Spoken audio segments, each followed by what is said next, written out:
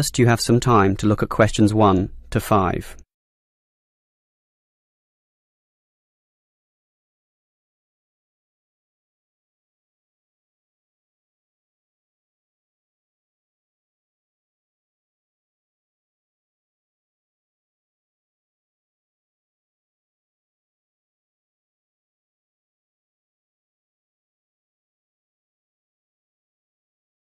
You will see that there is an example that has been done for you. On this occasion only, the conversation relating to this will be played first. Hello, is this the Dynamo motorcycle company? Yes, it is. How can I help you? Well, I have an instruction manual here for your new electric motorcycle, but I'm not satisfied with the purchase at all. Well, I'm sorry to hear that, but don't worry. I'm sure we can sort this out.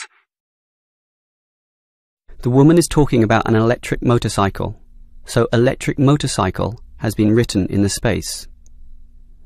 Now we shall begin. You should answer the questions as you listen, because you will not hear the recording a second time. Listen carefully and answer questions 1 to 5. Hello, is this the Dynamo motorcycle company? Yes, it is. How can I help you? Well, I have an instruction manual here for your new electric motorcycle, but I'm not satisfied with the purchase at all. Well, I'm sorry to hear that, but don't worry. I'm sure we can sort this out. Before we do anything, can you tell me the model number? At the top of the instruction manual here it gives the model number RTY34. TY34. Okay. Now, what's the nature of your complaint? It's many things, actually. The biggest problem is that you say in your manual that the battery will take the motorcycle 30 kilometres. That's right. Well, it's lucky to take me 8. The battery is usually flat by then, often leaving me stuck at the side of the road. Are you sure you're charging it correctly? I'm fairly sure. I follow all the instructions and plug it in for a long time. And are you sure you charge it for the required 3 hours? I charge it until the charging light goes off, and that's 2 hours, so that should be enough. And there's a serious design fault with this motorcycle. When you're riding it, there's no meter to show you how much power is left, so you actually don't know when the machine is going to stop working. There's a voltage gauge. Yes, but that tells you nothing. The needle fluctuates about from 55 to 45, so whatever it says is meaningless. According to the manual, you're meant to charge the battery if the needle falls under 50 volts. But even when you charge it, it can go below 45. As I said, the needle just waves all over the place. The result is that I'm always worried that the bike will leave me stranded in the middle of nowhere. Well, I'm sorry about that. Sure, but what are you going to do about it? Unfortunately, we don't have a refund policy, but if you take the bike to one of our shops, our mechanics will look at it. Perhaps there's a problem that we can fix. The gauge, for example. The other problem is the battery. I actually weighed it, and it's almost 6 kilograms, yet you say in your manual that it weighs only 3. I can barely pick the thing up, so it's not 3 kilograms at all. Maybe you purchased the wrong model by mistake. I doubt that very much. Basically, I think I've been defrauded, and I'd like to know what you're going to do about it. All right, I'll put you through to our complaints department. Before you hear the rest of the conversation, you have some time to look at questions 6 to 10.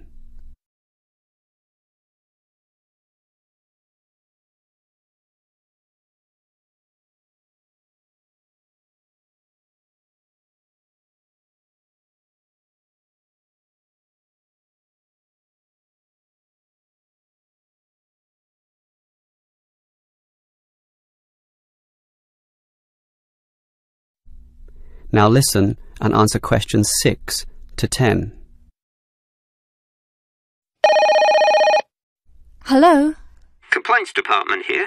Apparently you have a complaint? Yes, I do. Let me tell you all about... It's all right. Our representative has already informed me about your problem. It's probably just a misunderstanding. I'm sure we can work something out.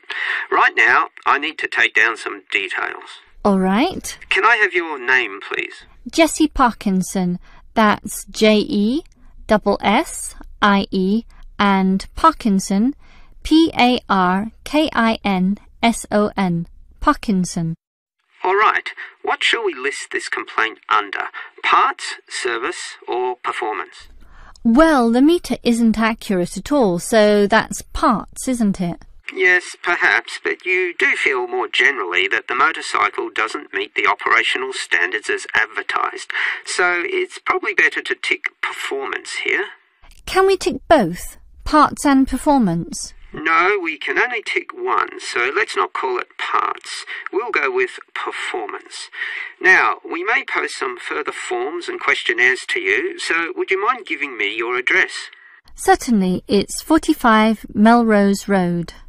Melrose, M-E-L and Rose.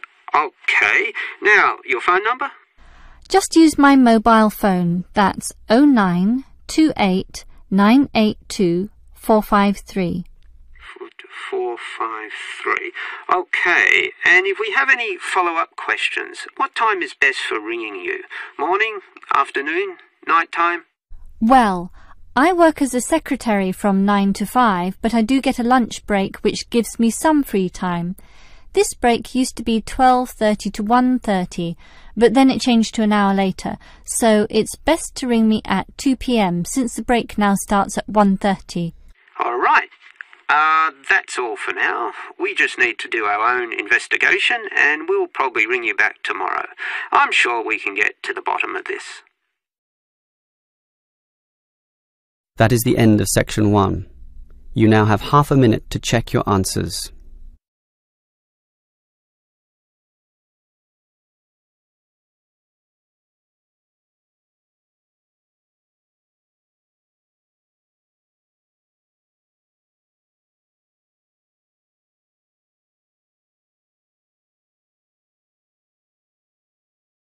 Now turn to section 2.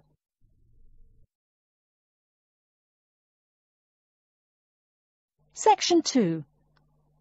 You'll hear an introduction to a conference on computer system language learning. First, you have some time to look at questions 11 to 16.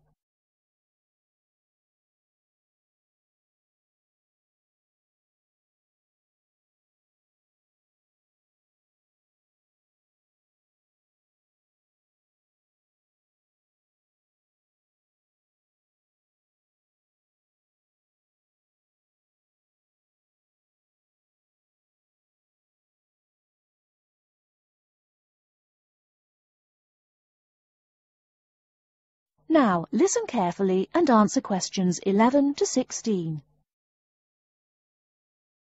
Good morning, everyone, and welcome to the second annual Wallabaloo Conference on Mastering Computer Languages. I hope you all had a good trip. Before we get underway with today's program, let me fill you in as to what's on tap for tomorrow, Sunday, February 19th. At 9 a.m., right here in the main hall, we'll be hearing a lecture from Dr. John Smith about computer as teacher. Professor Smith from the University of Melbourne is a world-class expert in the field of computer-assisted education, and his talk promises to be both stimulating and informative. Immediately afterwards, at 10:30, there will be a presentation of papers by various delegates. That, however, will take place in the garden room on the ground floor. If you don't yet know, the garden room is also called the ballroom, and will be gathering at the west end, the slightly raised area called Level 2. Just look for the crowd. If you get lost, there are signs in the foyer. After all that thinking, talking and listening, I expect everyone will be a bit weary. So at 11:15, there will be a break for coffee, cookies and other light refreshments. These will be available at the aptly named refreshment stand, placed by the door back here in the main hall. Also, if you choose to skip the formal lunch, you can buy a packed lunch at the stand for a reasonable price. I strongly urge you, however, to join us at the formal lunch. That won't be till 1 o'clock sharp, so you have time to stroll about town a bit. We'll be eating at the Seaview restaurant. The restaurant is located right here in the hotel on the top floor. It's a good dozen flights of stairs, so I suggest you take the lift on the ground floor, If you're not fond of fish, there's an all-you-can-eat barbecue available as well. They even offer wallaby meat. After lunch, we'll troop back downstairs to level 2 in the ballroom for the presentation of further papers, which will begin at 2 p.m. Please try to be on time. I know you'll be a bit tired after lunch, but the ballroom echoes so with people coming in late. Thank you in advance. Once we've heard the papers, we'll break for afternoon tea at 3:10 p.m. No need to walk. The manager of the refreshment stand has graciously agreed to have tea served in the ballroom. He's even promised us some special scones, baked from a recipe of his dear old Scottish grandmother. Then, tea being drunk and scones munched, we'll retire here to the main hall for some closing remarks and questions. So, by 5 o'clock, we should have the conference wrapped up. But the fun isn't over. This is Australia, mates. We'll be flocking to the hotel's own Palm Lounge on the east side of the foyer for an informal reception. You can relax, mingle with the other delegates, and let your hair down a bit. This will run from 5:10 to 6:10, though you're free to stay as long as you like. The lounge manager has informed me that for the duration of the actual reception, you can have all-you-can-drink beer for $20 with purchase of an advance ticket. Before you hear the rest of the talk, you have some time to look at questions 17 to 20.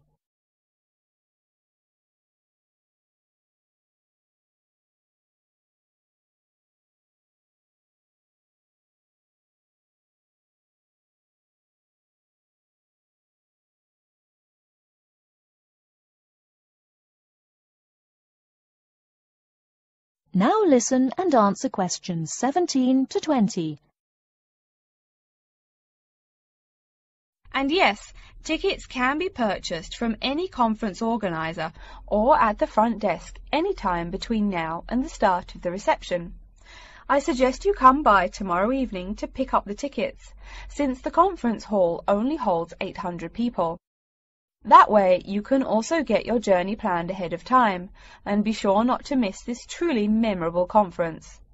If you want cocktails, however, I'm sorry, you'll have to pay for those at the regular price. Oh my goodness! Speaking of paying, I see I forgot to tell you a couple of things. The first is about lunch. The charge for the lunch will be $15 for all you delegates. If you have guests with you, the cost is $25 for the general public and $6.50 for children under the age of 10. That's $15 each, not total for everyone. Another item is about the lunch menu. I very much urge you to try the fish. I mean, look at the restaurant's name, the Sea View. As the name suggests, it is a famous seafood restaurant. The chef is a Basque from Spain, and he really gets quite put out when people ignore his fish specialities for burgers or barbecue. If fish isn't your thing, though, try the steak. He makes an exquisite filet mignon topped with blue cheese and mushrooms. Finally, if you'd like to buy a ticket, you can have both lunch and unlimited beer for $35. I should have mentioned that earlier, but I am a bit forgetful. Maybe I should avoid the beer after the conference, eh? Well, I've said my bit. Are there any questions? That is the end of section 2. You now have half a minute to check your answers.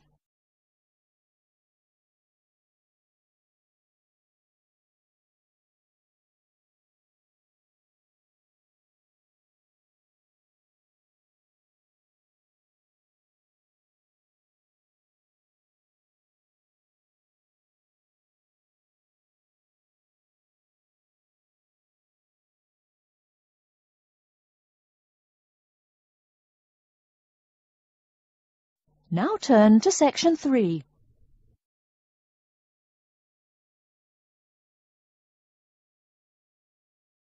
Section 3. You will hear a student called Tina asking Professor Van Diesen for advice on choosing courses. First, you have some time to look at questions 21 to 26.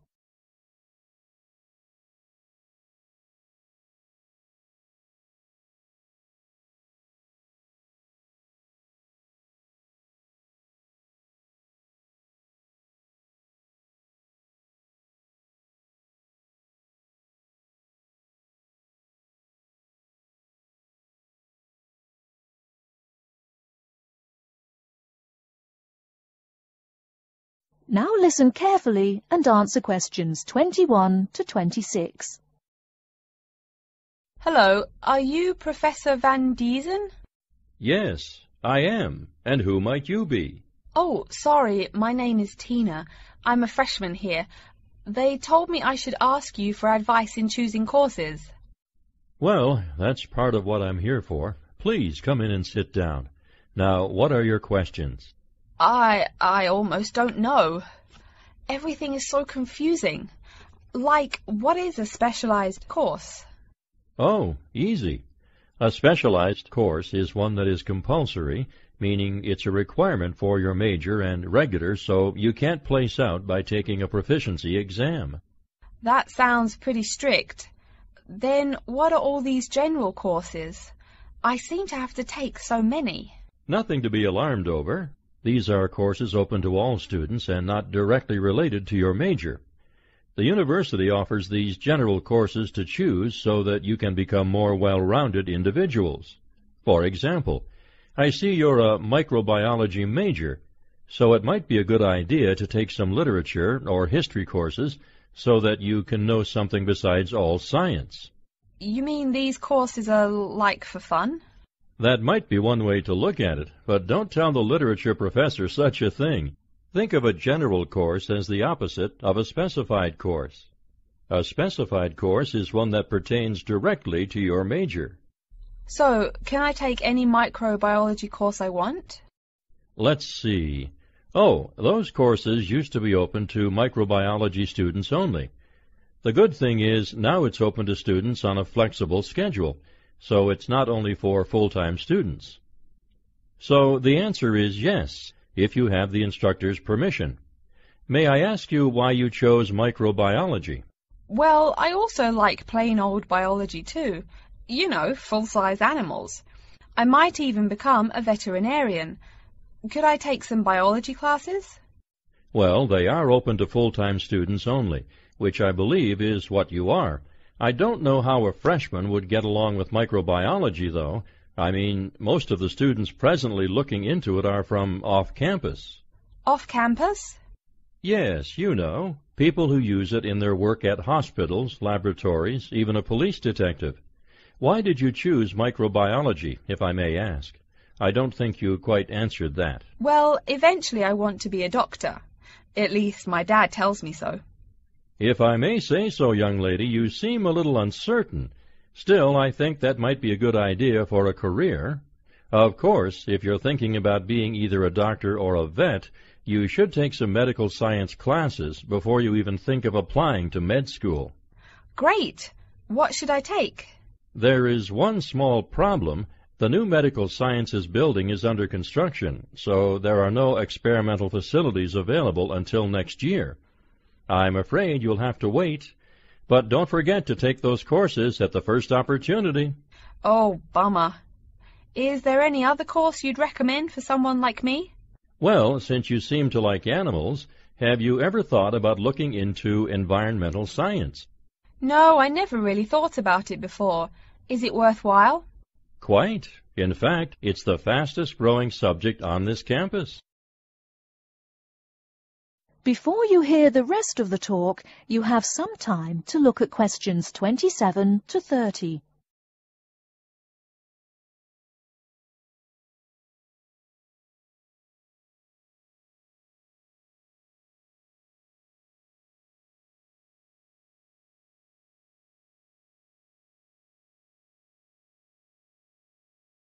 Now listen and answer questions 27 to 30. I'm sorry, I couldn't help noticing the long list of classes you've written out there. May I have a look? Oh, sure. Medical science, statistics, laboratory techniques, medicine, mathematics, computing. My, a bit of everything here. Is it too much? For your first semester, yes. What I suggest is starting out by taking the compulsory courses. Like we said before, the medical science can wait. Consider taking that in your sophomore year. I think I'd put off computing, too. I recommend to all freshmen that I talk to get the compulsory mathematics out of the way as early as possible, so take that one. It'll be one less difficult course you have to focus on when the science lab opens next year, and you have to catch up on classes like laboratory techniques. Your major also requires statistics, so you have to balance 2 math classes, and no doubt you should take that. Otherwise, get your required medicine course out of the way by taking something theory-based. Oh, of course, and your environmental science class, if you're interested. The others can wait, though I think computing is definitely a good idea, even though it's not required. I see, too, on your paper there, you seem to have had high marks on the entrance exam. Yeah, I guess so. Don't be shy. Have you thought about applying for a scholarship? Do they have any? I mean, my dad is always complaining about how much money it costs him. In your department, there are actually 3 full scholarships available. They cover tuition and provide $1,500 cash. $1,500 cash? Party! Please, miss, the money is intended more as a textbook allowance, not party money. If you promise to behave, I'll show you how to apply. Great, and thanks. That is the end of Section 3. You now have half a minute to check your answers.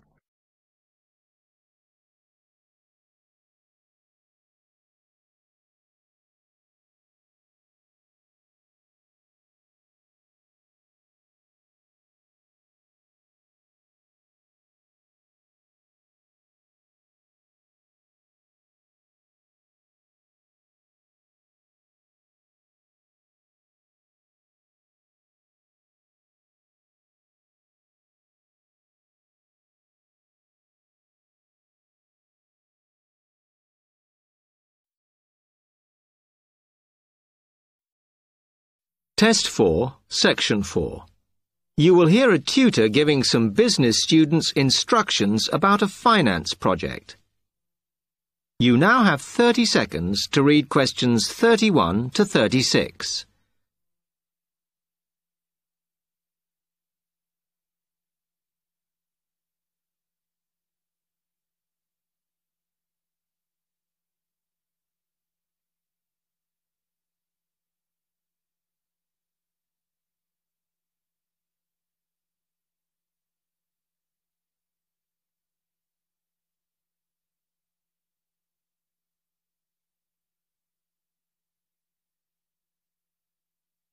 Okay, can you quieten down, please? Now, today I'm going to talk to you about your assignment. We've been studying the effects of the exchange rate, so I'm going to give you a project to do on this. Right, can you make some notes while I'm talking? The first thing that I'd like you to do in order to prepare this is to select where you're interested in. I mean, which country, and therefore which currency you're going to be operating in. Okay, now the purpose of the project is to make money, and I'm hoping some of you will make a significant amount. So, I want you to suppose that you have £100 that you will have to invest purely in the rises and falls of the exchange system. In other words, you'll be trying to predict rates. This is a project that you'll be doing together, but before you work together, you'll have to go off and research what you need to know about the economy of that country and how well it's doing or is expected to do in the near future.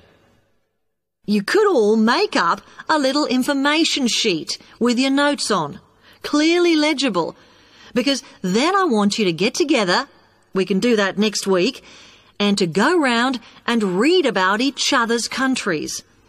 When you see how well or badly each country is doing, I want you to decide what your exchange rate is going to be against all the other currencies. After that is all sorted, what you're going to do is go round the other students and attempt to sell your money to the others. Remember, this will depend on the success of your country's economy and the rate you fixed for your currency. Now, you're not allowed to just swap currencies with each other, but you may wish to buy from the other countries. But you must do a proper transaction. All the way through this, you must keep your accounts properly for each transaction. I'll give you 1 week to do this, and then we will set a time for the deals to finish, a bit like the stock exchange.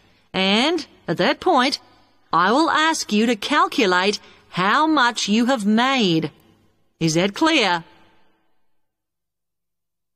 You now have 30 seconds to read questions 37 to 40.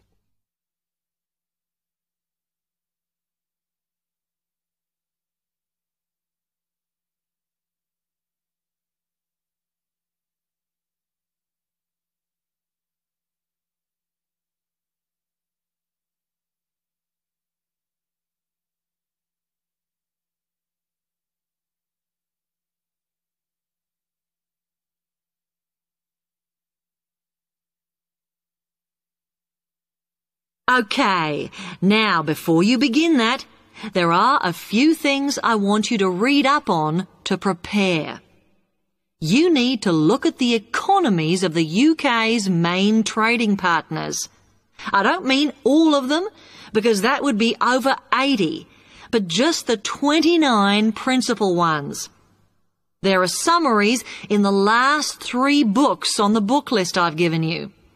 And so that you can practice applying the criteria on assessment I gave you, I'd then like you to focus just on one sector across all the countries.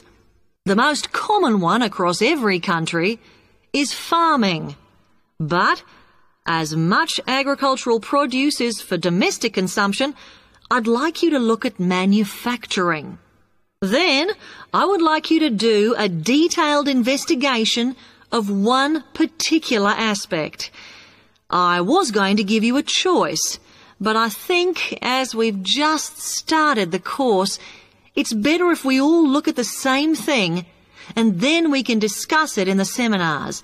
So the thing I'd like you all to look at is fluctuations in import prices. Now, you need to do all that before you start the project, as it will help you assess the economies of the countries you'll be representing in the project. Don't worry, you've got plenty of time. Exam week is December the 8th. Then it's the holidays until January the 6th, so I don't need the project in till February the 5th. Is that okay? Now, any questions on this? Because it